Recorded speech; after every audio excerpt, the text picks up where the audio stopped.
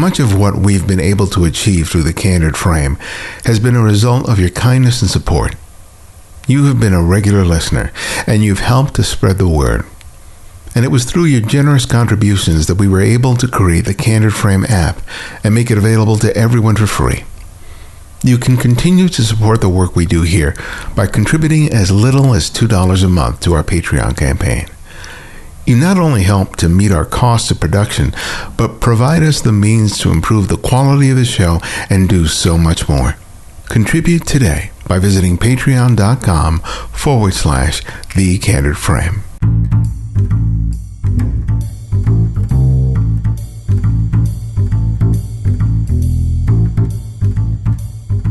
This is Ibadian X, and this is The Candid Frame.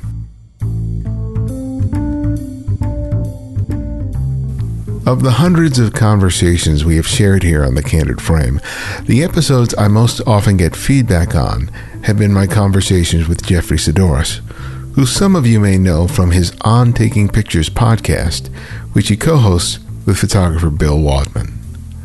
Jeffrey and I discovered each other as a result of our mutual appreciation for our respective podcasts, but it's often been our conversations without a microphone that have cemented our friendship.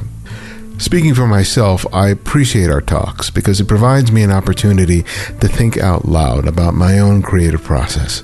I always gain such insight about what I'm doing and how I'm doing it. This latest sit-down was inspired by the release of his new book, Photography by the Letter, which he wrote, designed, and produced himself. It's a beautiful book that can serve as a valuable reference book for any photographer, regardless of experience level. But as always, I hope that this conversation, like so many others, both entertains and inspires you.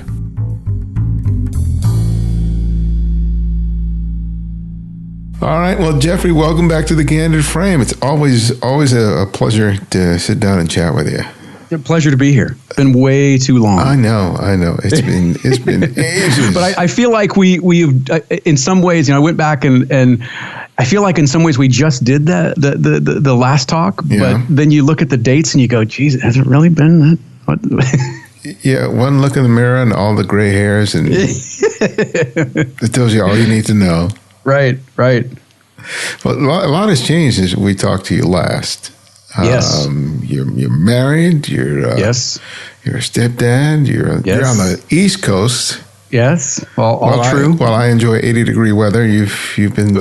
We are enjoying 20-something degrees and freezing rain. But some people no doubt know who you are because they've listened to the show, or they listen to your sister's show On Taking Pictures that you do. Yep. So why don't you just sort of catch people up in terms of who you are and what you're doing now, and then we'll sort of just get into it. Well, yeah, I mean, as you said, we've been doing On Taking Pictures not quite as long as you've been doing The Candid Frame. I think you're on what, 409, I think? Yeah, 408, I think is 408, something like that. We just did 302 this week, so you've got a good couple years on us. But yeah, On Taking Pictures, we started that in 2012, and there have been a few different incarnations of Process Driven that are more further between than I'd like, but it is something that I'm getting back to this year and have been recording kind of in the background to release. And then, for the past few years, 2.5 anyway, has been the book. Once I didn't really work on it a lot when I was in California. I really started working on it when I got here, partially because it was a new environment and I had a lot of time on my hands. So I just kind of sunk everything into that for a while and tried to see where that would go. Yeah. I mean, it's a major accomplishment. I mean, I've written a couple of books, but I've never gone to the extent of doing as much work as you did to produce the book. Oh, thanks. But before we talk about the book, I want to talk about, your own creativity over the years. Because I remember, I don't know if we've talked about it during the recorded conversations, but I know that we both talked a lot about just the struggle about being creative. Absolutely. And finding not only sort of an outlet for creativity, but always trying to figure out, well, what do we want to say and what do we want to do? And along with photography, you've been pretty active in terms of your painting. And so I really would like to sort of have you sort of update us on sort of that journey in terms of sort of finding your place in terms of being a creative person. I mean, creativity, I said this to somebody the other day, creativity is messy.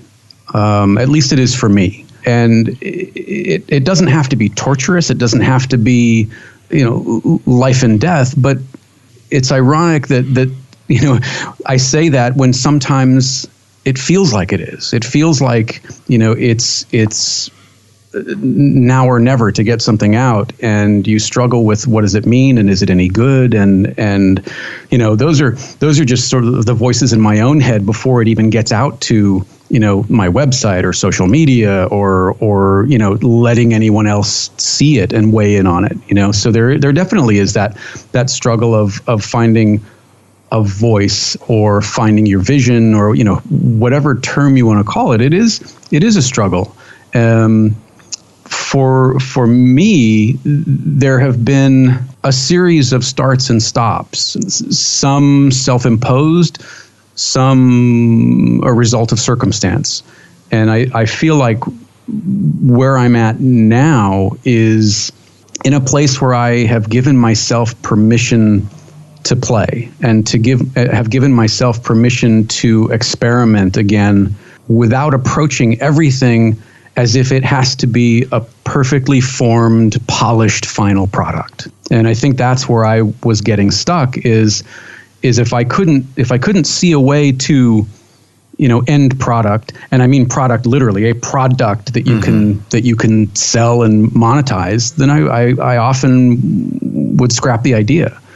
I think there are a number of folks out there trying to figure out how do I monetize, or how do I make a living, or how do I make a little bit towards a living from a creative life, and what does that mean? And I think for me it's been trying at least to let go of the monetization first and get back to trying to create a body of work or create a narrative or just see my hands in motion. You know what I mean? Mm-hmm. Just see myself. Lately it's a good day is when I'm covered in paint. Then I know that I've been doing instead of talking about doing or thinking about doing. I've actually been doing, and that's been more important to me lately, is to try and get over that initial hump of putting myself in motion. Yeah. That's interesting. I've been doing some writing recently, and one of the things that I was writing about was this idea of, when I first picked up the camera, it was really associated with a sense of joy, just discovery. I couldn't wait to get out there and pick up a camera and make pictures. And honestly, I didn't know what the hell I was doing, but there was, right. But there was such a self-affirmation, a happiness that I derived from it. Sure. And then at some point, the struggle is getting back to that place.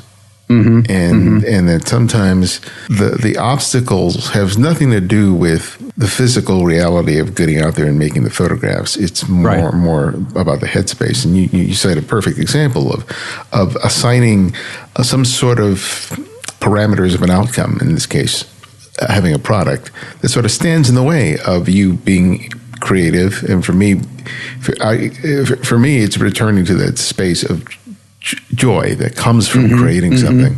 What was that space? What was that joy replaced with, if you don't mind my asking? Oh, it was just the honest thing you just described. Oh, especially now, it's like, okay, I'm dedicating this time, but am I making a living from it? Am I earning money from it? Is it really going to get me anywhere differently than I was last year? There was so much. I was burdening it with a lot of stuff. It wasn't creativity just for creativity's sake. Right. It was but the means by which I could earn money or advance the podcast or affect my career. And as a result, it would lead oftentimes to paralysis, or it would lead me to practicing an unreasonable level of perfectionism. Right. Yeah. Where I would just be hypercritical of everything that I was doing. It never was good enough. And even if I was able to get it done, I could never really be happy with what I had accomplished, right? Yeah. Because and you end up suffocating, to a degree, you end up suffocating creativity. Right. There's all this stuff that we pile on that creativity has to get out from under before it can breathe. And the reality for me was that all this stuff is self-imposed. Sure. That it's not anyone coming from the outside and telling me that the work is not good enough, or that you need to step up your game, or or making any judgments about it at all. If anything, the feedback I got there, a lot of the things that I would put out there was really favorable, was very positive. But I still would put these obstacles between me and my enjoyment of them, which made the act of going out to be creative that much more difficult, right? So how do you then reconcile that with your role as sort of teacher and mentor? If it's that kind of struggle for you, how do you get out from under that to encourage others to pursue their curiosity or their creativity? Well, that's got to be a lot more difficult, right? It can be leading up to it, but one of the things that I like about teaching is that when I get out there and I start showing people what I do, all that stuff is all of a sudden wiped away. And it's been interesting in my teaching, because that has allowed me to gain a perspective of how all these things stand in the way of my creativity. Because once I'm out there and I'm just telling people what I do and I break it down into such simple terms, I realize, oh my God, this is so much fun. I enjoy this so much. Right. I'm excited that other people are being able to take it, apply it in their own way, and create marvelous things. I mean, every time I teach a workshop and I see the images that people produce by the end of the workshop, I'm just amazed. Does that act as some sort of almost fuel for you to does it carry over after the workshop ends, where you're like, okay, I'm on fire now, let's get out and make and create? Is there a little bit of a tapering off where resistance kind of comes back in before it comes back in? To some extent, but I think the greater degree, it just reaffirms that a lot of my thinking is BS. Right? It's just like, yeah, that stuff you've been thinking, it's BS, because here you've seen people who have just taken a small bit of what you practice and look at what they created, right?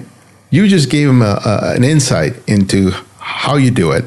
They go out and they apply it, and they're creating images that you wish you had taken within 48 hours, right? So then you get back, what am I doing wrong? What is it? Why am I stuck? But, I went to South Africa this past summer to teach, and I think there I probably created some of the better images that I've made in a couple of years. And I was completely in that space where I was completely present, wasn't burdened with a lot of the stuff that I usually am burdened by. And even though I wasn't producing as many images as might typically, just the idea that I was just in the moment in a way that has often proved elusive to me.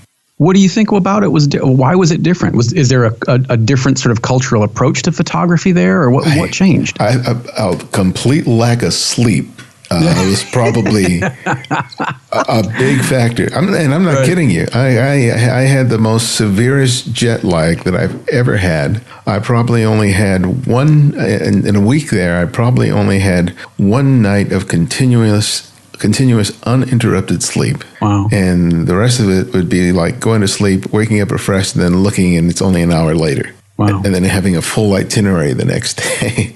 So I think to some degree, it was just that I was completely off kilter, and that I was just, I guess I didn't have the energy to indulge in my usual crappy head speak. Right. Right. That voice was too tired.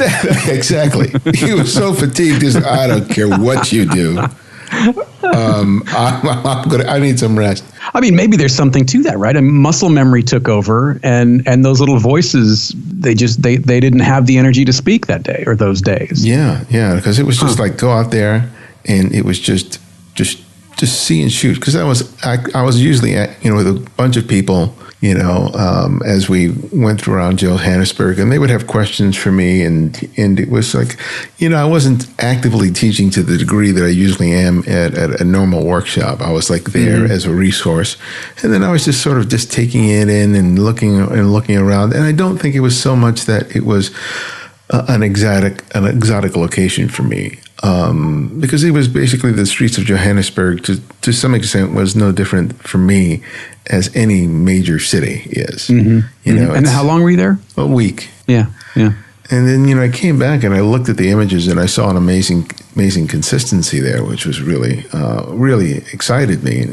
And then looking at the pictures, I was remembering how, I don't want to say that those voices were completely gone, but they didn't have the chokehold on me as like they normally do.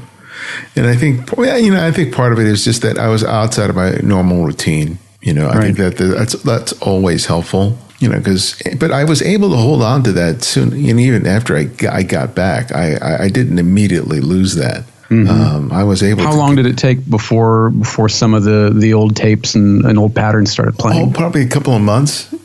But I think it's well, there are a couple of different. There's another factor in here that happened to me. But I don't want to dominate this whole conversation because I really want to talk to you. But real briefly, I got diagnosed with diabetes a couple of years ago.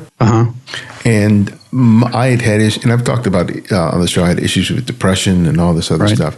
But it came down that I had been living with undiagnosed diabetes for who knows how long.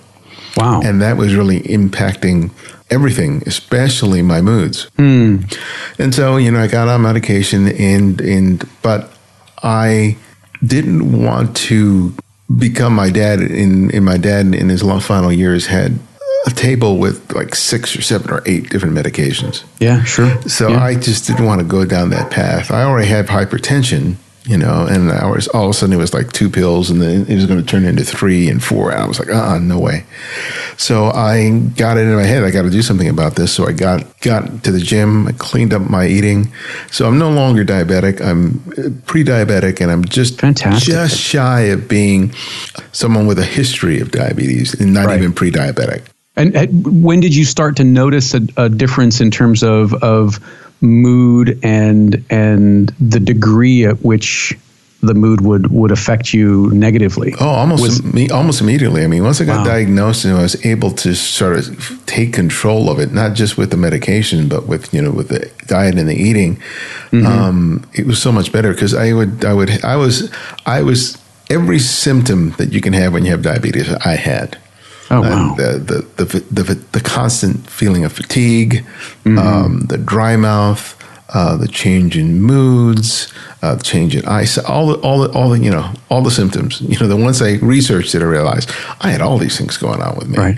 So you rarely had any relief from the physical, let alone the mental.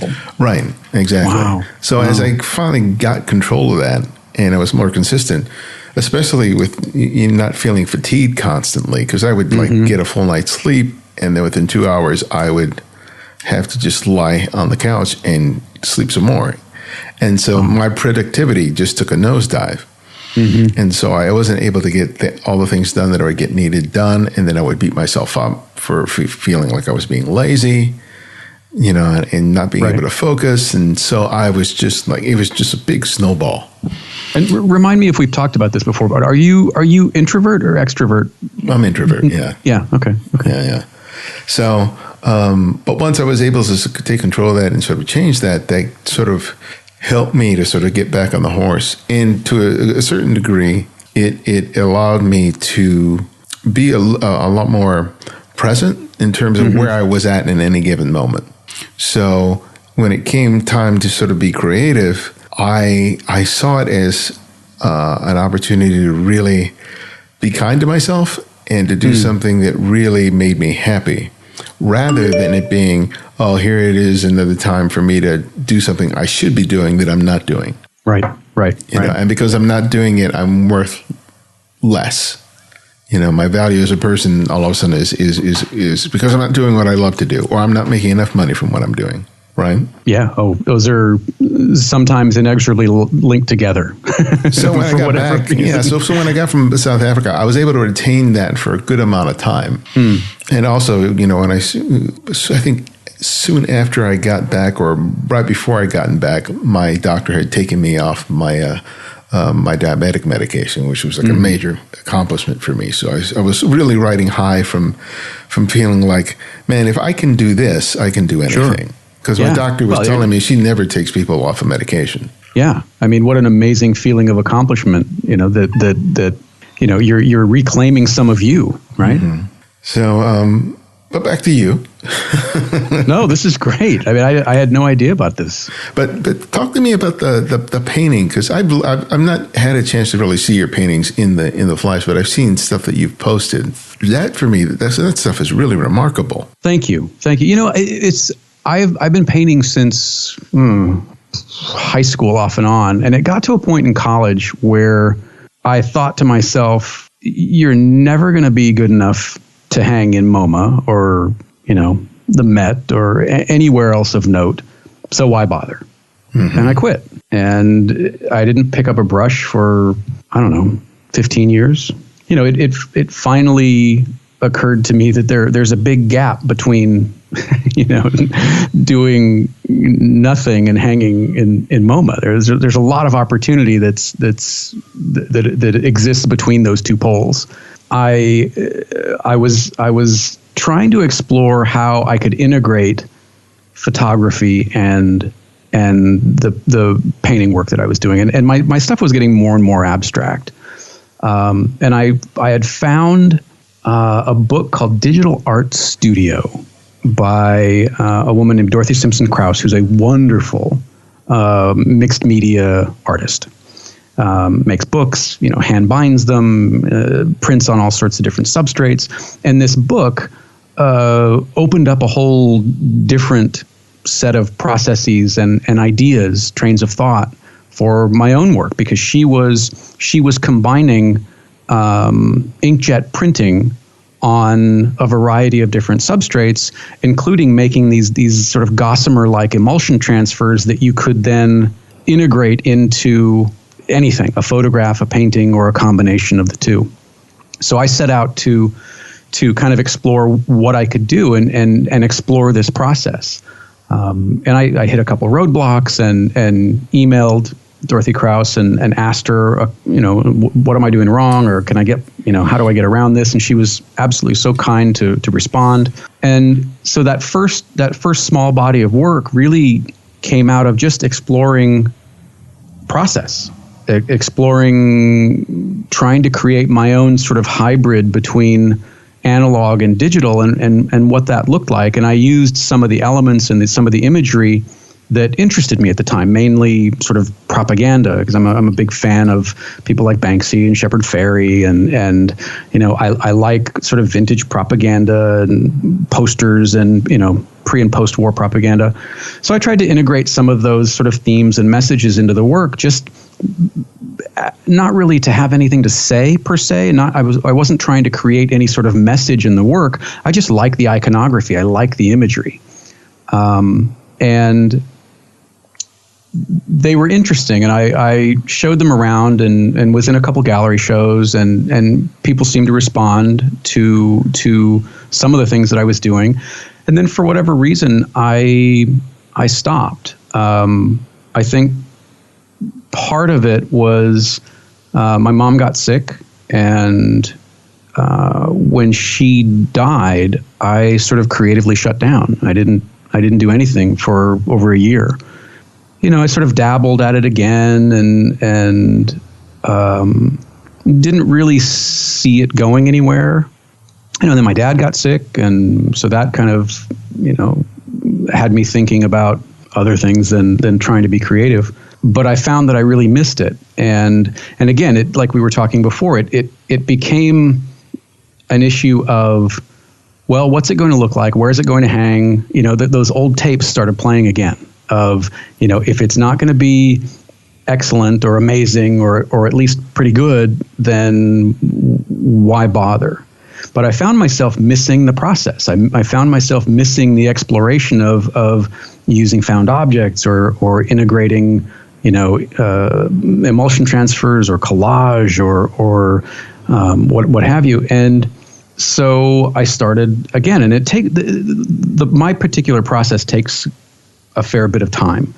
Some of these pieces are 15, 20, 25 layers deep, and there's a fairly significant drying time that has to take place.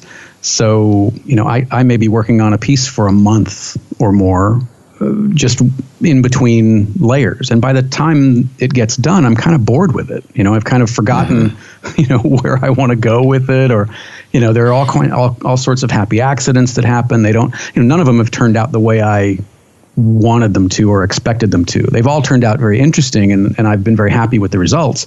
But there is a degree of randomness to it that I found was exciting, because I didn't really know where they were going to go. I really don't know where it's going to go from here. I've just finished the first piece for 2018, and I'm enjoying it. I don't necessarily want to be a political artist, but I find that there is so much fodder and fuel for the type of work that I'm interested in producing, that it's hard not to be affected and want to respond to it, visually. But I don't know where it's going to go. And going back to this idea of giving yourself permission to play, I just want to see now. I want to see where it goes without any sort of predetermined expectation on, does it have to hang? Does it have to sell? Does it have to get likes? Does it have to get, hearts or whatever it is? And just produce for me again. And I think that's kind of the key to all of this stuff is not to get so sidetracked in producing what you think other people want of you, but just to produce something that's authentic to your own sensibilities, your own sense of aesthetics, your own vision, whatever you want to call it, and let the sort of chips of likes fall where they may. So what's tipping the scales for you then? I mean, from to being able to do that and not letting all those other excuses keep you from producing the work.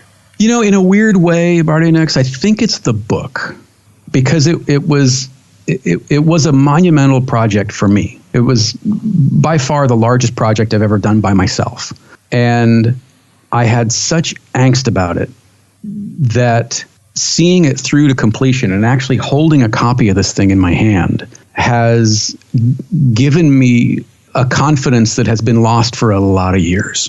It has given me the permission I think I was missing or needed or was looking for to take more chances and know that it's not going to be the end of the world, even if it doesn't work out. Have I sold 10,000 copies of this? No. Am I going to? Probably not. I mean, that would be super neat, but that's not why I did it.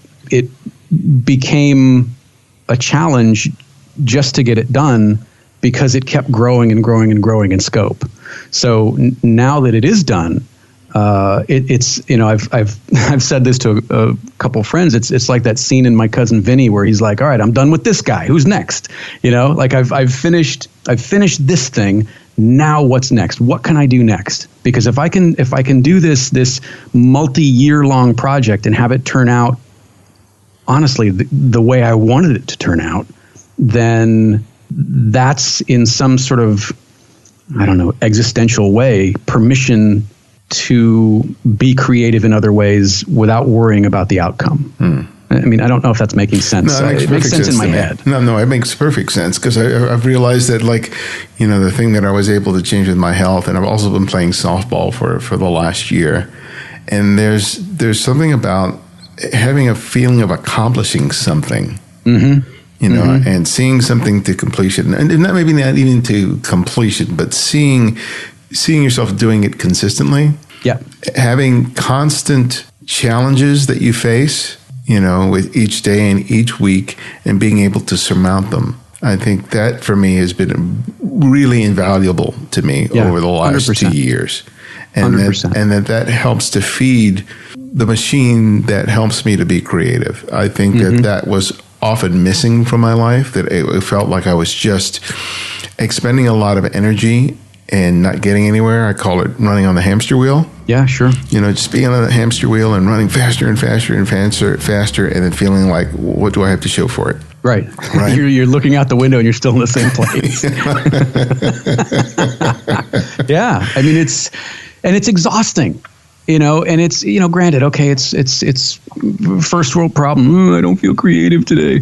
But when you're in it, it can feel paralyzing. It can feel, painful, physically painful, emotionally painful. You're tired. You're irritable. You're saying and doing, things to people around you in an effort to both stifle and express that level of frustration. Yeah.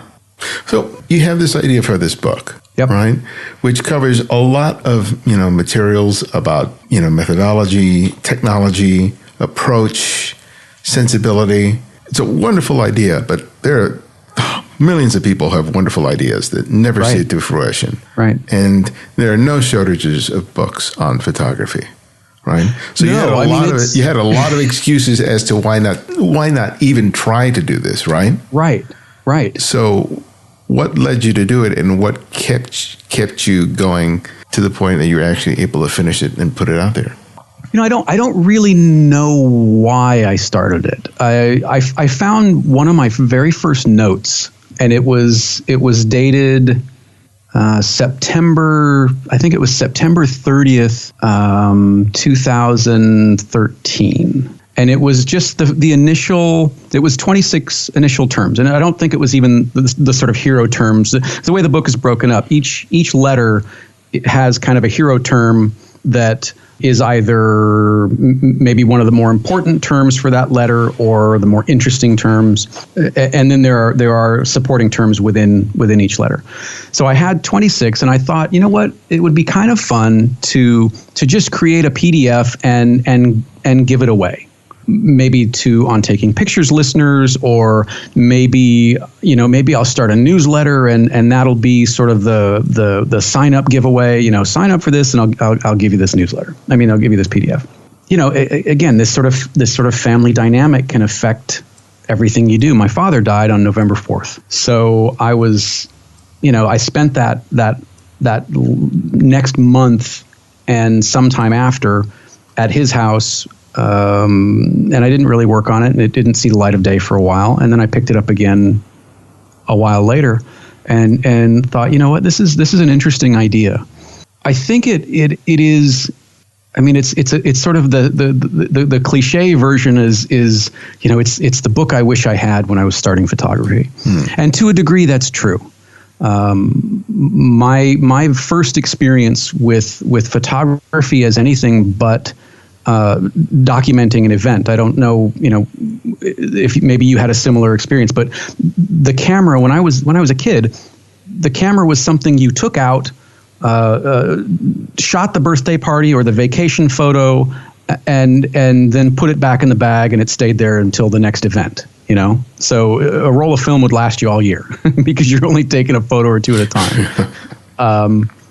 My grandfather gave me his Yashica mat. He had a Yashica mat 124G, and he threw some Tri-X in it, and he said, go take some pictures. And it just dumbfounded me that you would go just take pictures of nothing in particular. And so I went out in the backyard, and I don't even remember, probably hedges in the house and whatever it was. And he had a darkroom. He had a little trailer that he converted into a darkroom. And he brought me back in, and we processed the film and put it in the dryer, and then we made a print. And that was the first time that I had ever seen a photograph fade up in a tray of developer. And for those of you who are listening who have experienced that, it's something you don't forget. You don't forget the smell of it. You don't forget the sight of this blank sheet of paper suddenly having an image on it. It's this sort of alchemy kind of process.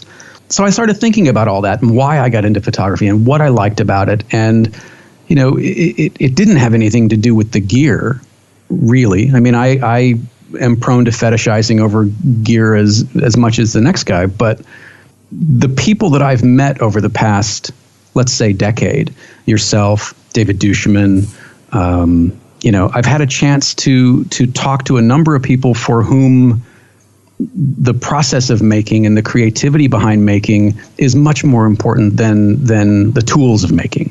right? So I just thought about it, and I thought, well, if I were going to flesh this out a little more, what would it include? It evolved, and I was sort of guilty of feature creep, where I thought, okay, I'm done. This is what it's going to be. And I thought, well, no. What if I did some little tips along the way? And so I added those in, and well, what if there are questions that I've had, and what if I could provide answers to some common questions that might come up as you're reading through this stuff? So that got added into it, and then I started sketching out little icons and drawings, and so things just became more and more.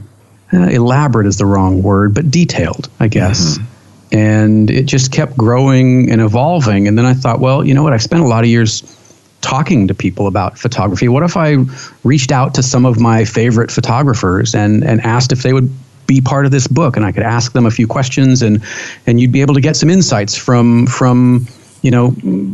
people in different sort of genres of photography that I admire. And that I have had a chance to, in some cases, get to know or just sort of admire from afar. So I sent out some requests to people, and everybody said yes. So I got to include Ben Thomas and John Keatley and Bettina LaPlante and David Duchemin and Kochi Hernandez. So Rinzi Ruiz, who Mm-hmm. So it just became bigger and more interesting as the project went on, and then there was the writing itself, which was I love writing, but I hate the kind of writing that I did in this book. It's a challenge. Yeah. It's how do you make something that's dry and somewhat technical interesting, So that became one of the hurdles that I wanted to get over is trying to make it not like just a Wikipedia entry, but to give it a little bit of context and a little bit of meat on the bone rather than just dry facts. Gosh, I'm rambling, but this is good rambling. But that's kind of the stuff that went into it, and it just became then. So now I've got all this material, and I was like, okay, well now what do I want it to look like? So that became another challenge. So I looked to, people like Saul Bass or Maurice Binder or even Blue Note, Reed Miles. Yeah, I think that's the name. And looked at vintage camera manuals and vintage photographic manuals and looked at just some of those things that were of a certain time when I was learning photography, and tried to pull from those things and create this sort of homage to not only the knowledge of photography and sort of my grandfather's introduction of photography to me, but the look and feel of the way these things felt, in the, late 60s, early 70s, I guess. What I'm hearing you saying, because part of my question was how did you sort of keep the momentum going? Mm-hmm. And what I'm hearing you saying is that, you reached out, you connected with other people, that when you looked for inspiration, it was not just empty calories. It was not just endless YouTube videos, right? Right. It was stuff that really fed and, helped to keep the fires burning in terms of what something you were trying to create. Sure. So talk a little bit about that, about keeping yourself accountable. You just, I just pointed out two things, but, what were the things that you felt were absolutely essential? That's a great question. And I don't know that I've really thought about it in specific terms of what I thought was necessary. I just wanted to make something. It really came down to feel. I kind of approached the book in a similar way to how I approach cameras. I like the way certain cameras feel in my hands. I like the way certain cameras feel to handle, whether or not I'm shooting with them. They just feel good. With this book, I had to play to my strengths. I think I had to sort of punch my weight, and I know that I'm not going to write a book in the same way that David Duchemin writes, because I'm not anywhere close to the writer that he is. Mm-hmm. In many ways, I think he's a better writer than he is a photographer, and he's a wonderful photographer. But his words, I have read over and over again, and I've spoken to him. He's become a friend, and I knew that that's not the direction that this was going to go in. That it had to more accurately represent me. So I drew on a design background. I drew on my connection with talking to, interviewing, having conversations with other photographers, and wanted it to be something that I hadn't seen before in a book. And maybe it's out there, I just haven't seen it. But I look, I am not reinventing, the photography book, but I wanted it to be something that could strike a lot of notes, that could be a reference guide. Yes, it could provide some inspiration. Yes, it could give you some exercises to do to sort of reinforce some of the concepts that may be more or less difficult depending on where you find yourself on the continuum. Some of the stuff is very basic. Some of it gets a little techie.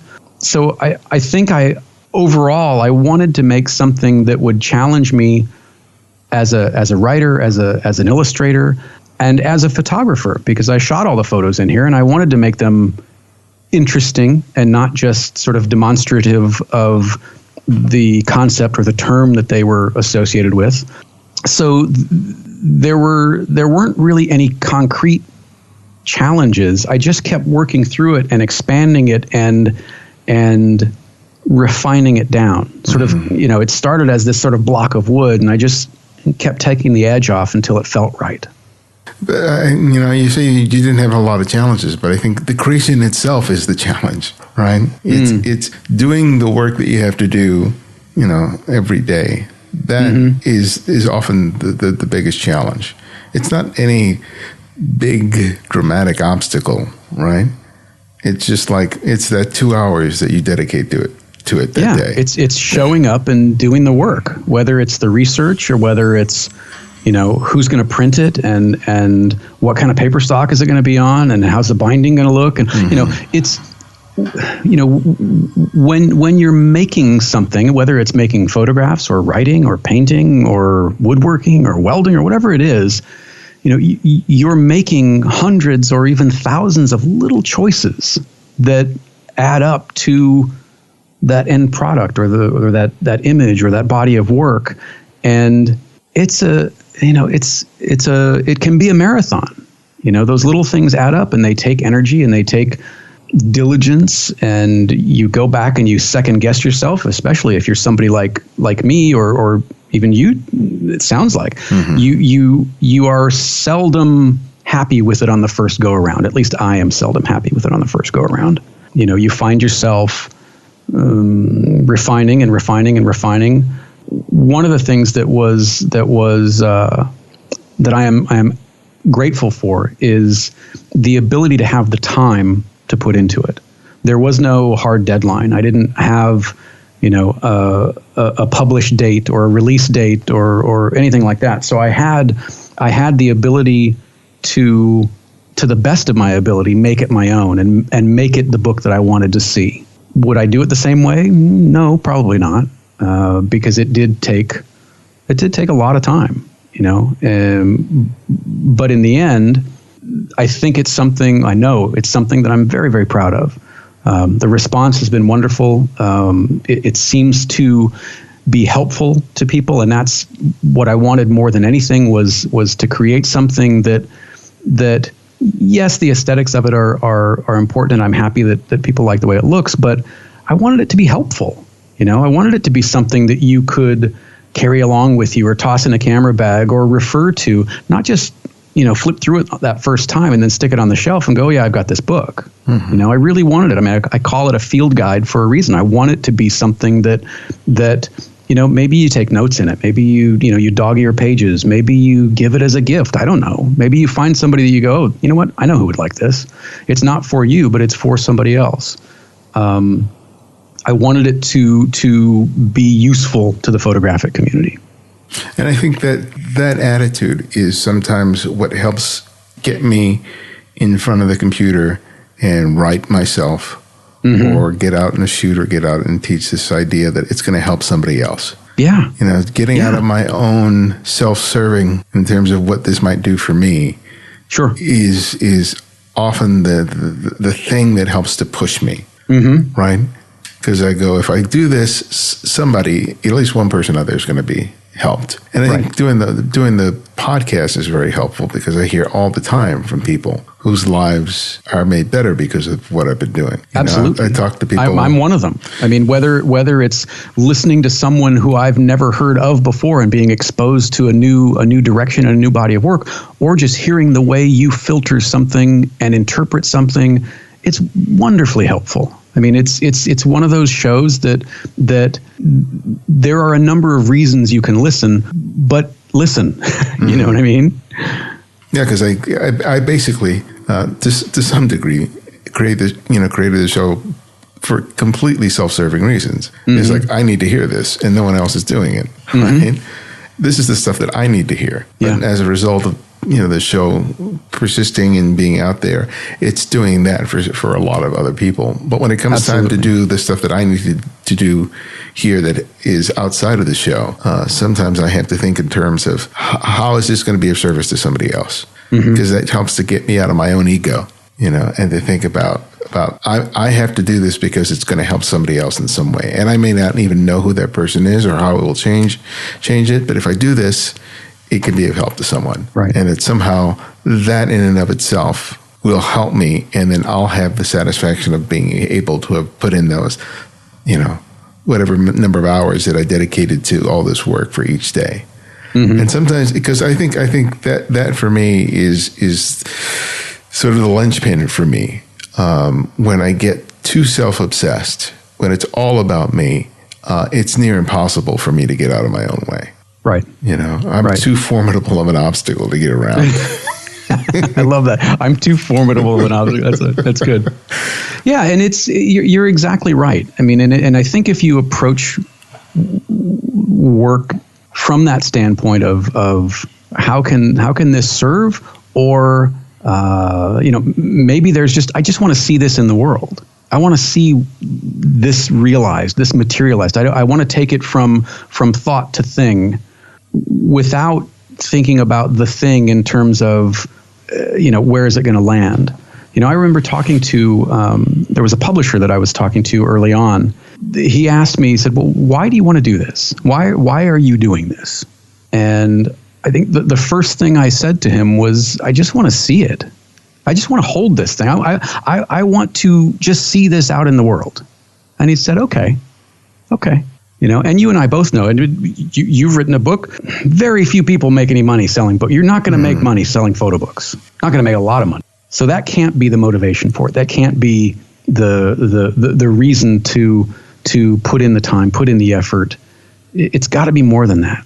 Because if it's not, A, it's going to come across that way, and B, you're going to be very disappointed, I think. Yeah, I'm in the process of writing another book, because I had taken a break for, I think it's 3 years now since I wrote the last one. And so all of this stuff is stuff that I'm having to contend with. Who am I writing it for? Why am I writing it? The struggles of, sitting in front of the computer for 2 hours each day to knock something out. If it's only 2 hours. If it's only 2 hours. I mean, 2 hours is a light day. I know, man. I know about it. Hours is good, but if I can do 2. Yeah, when you look out the window that first time and it's light, and then you look out the window again and it's dark, and you go, what am I doing? But, I think that it's, one of the things that has really benefited me, in a couple of weeks, Los Angeles Center of Photography has their Street Week. And this is going to be the 4th year that they've done it. And I've spoken at it, I think, the last 3 years, if not all 4. Wow. And it's really interesting because they have, usually on each day, they have 7 or 8 different photographers that speak about their process. Right? And I've attended the entire day the last 2 years. One of the most valuable takeaways for me has been to see how all these different shooters who self-identify as street photographers approach the process of grading pictures on the street. And you see not just the work, but you also understand how different everyone is in terms of how they grade their photographs. Right. We all going out there with very similar cameras. We're sometimes shooting in the very same streets. Sure. But everybody just comes away having their own personal process, and there's no right or wrong about it. It's wonderful, isn't it? In the end, it's just the images. And for me, it's just it's always trying to return to that space. It's like, it's not just trying to do it right. It's trying to do it right for me. Mm-hmm. If I can remember that, if I can return to that, then I'm okay. It's when I start being hypercritical about how I'm doing it or the end result, is that where I just make a mess of things. Yeah. And I try to remember when I see kids practicing photography, they're not burdened by this stuff. They just go out there. They're just taking pictures. They're just making pictures. And they sometimes do it remarkably so. That puts some of us grown folks to shame, right? Seriously, you've seen those pictures. I have, and it is inspiring. It is frustrating. In some, I love Rinzi's work, and I have walked along and even shot on some of the same streets that Rinzi shoots on in L.A., but I don't remember seeing any of the stuff that he sees. I've had the exact same experience with him. I'm right next to him, and I go, "Where'd he go?" Yeah, I have no idea how you saw that, but I love it. Yeah, and I love street photography for that reason. It is in many ways such a level playing field in terms of the equipment and the locations, but it is around every corner is a chance to see something different. And the more you sort of revisit those places, I think the more interesting they get, So tell me how, because you mentioned earlier the podcast that you do with Bill Wadman, who is quite the remarkable photographer. He's quite productive. I love following him on Instagram and taking a look at his pictures, especially the work he's been doing over the last year and a half.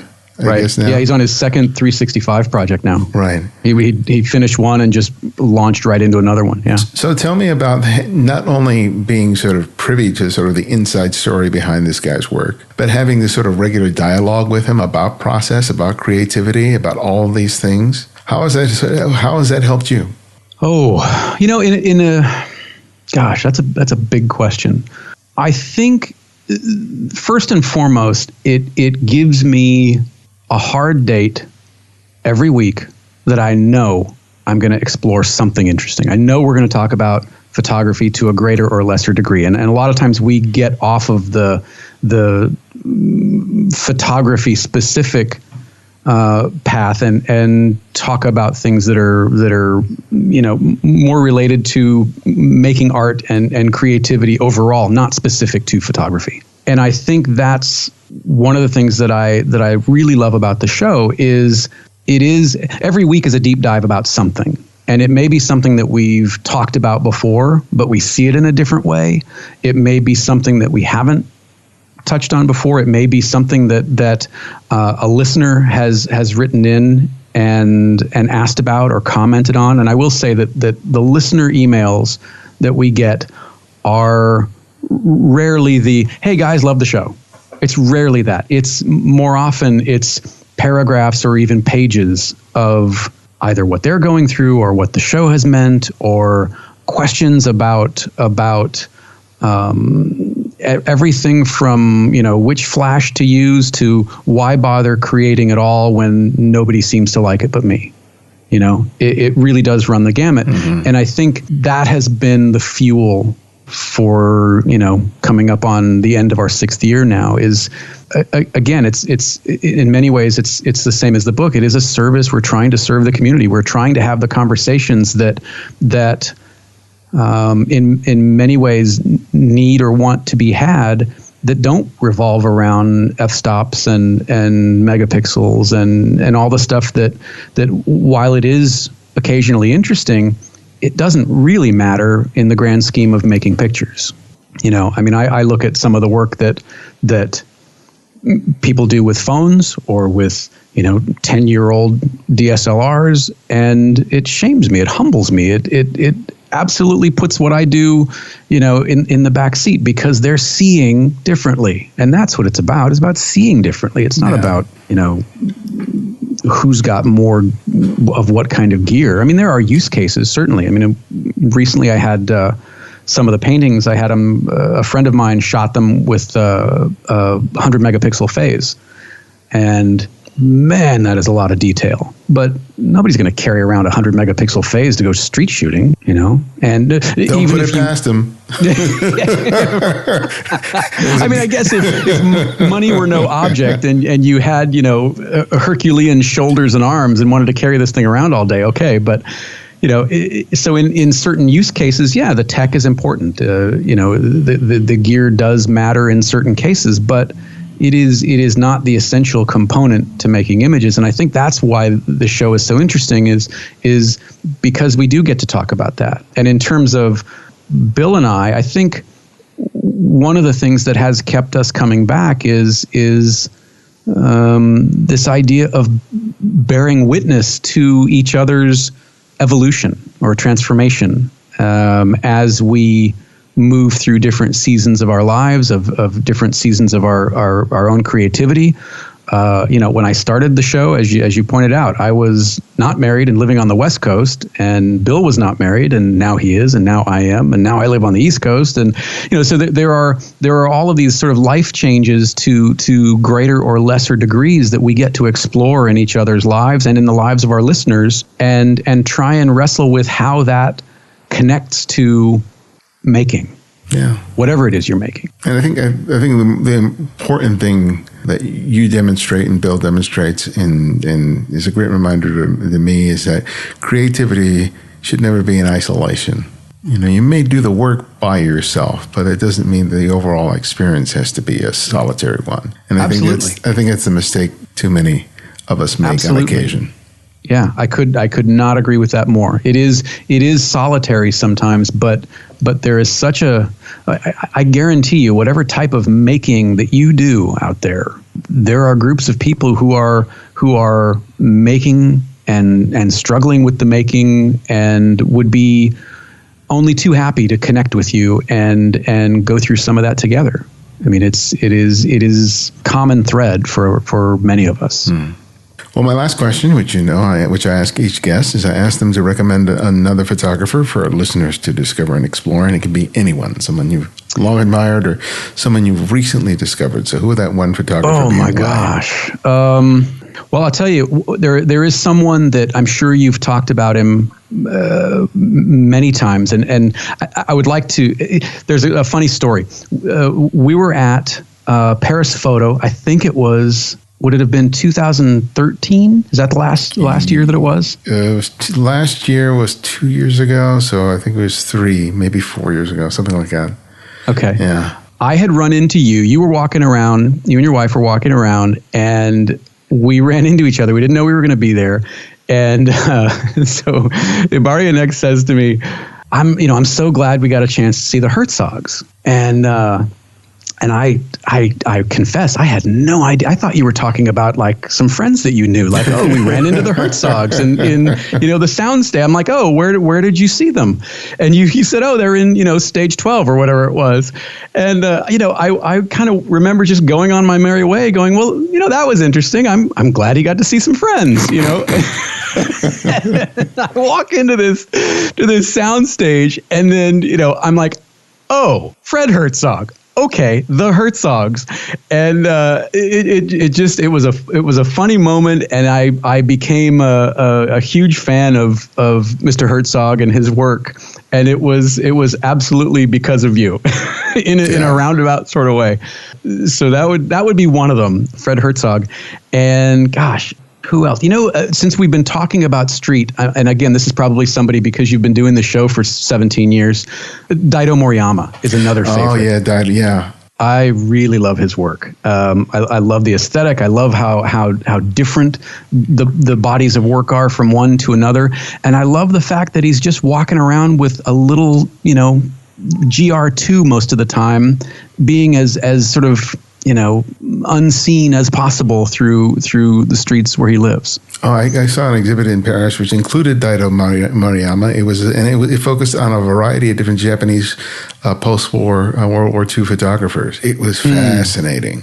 Wonderful work. Yeah, and, sometimes I don't like everything that I've seen of his, but I am intrigued by everything that I see of his. And I can't say that about a lot of photographers, that his work challenges me in a way that few others that I have seen do. Yeah. Yeah. And that's always the best kind of photographer. Absolutely. Yeah. Absolutely.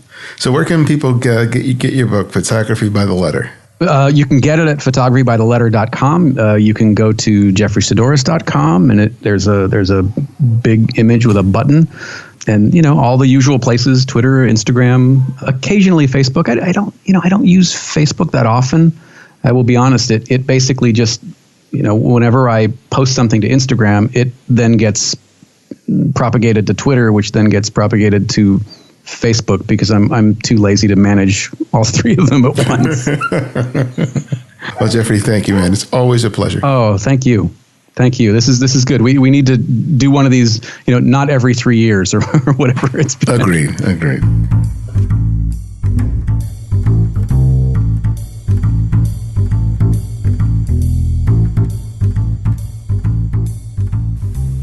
Thanks to Jeffrey for joining us. Find out more about Jeffrey and his book by visiting jeffreysaddoris.com and check out his podcast On Taking Pictures, which you'll find on iTunes or anywhere you listen to podcasts. And you can show your support for The Candid Frame by writing a review in the iTunes store. As people search for podcasts, these reviews can lead people to listen to us for the very first time, and that can make all the difference. So if you haven't already, please take the time to do it today. You can also support the show by making a monthly contribution through Patreon.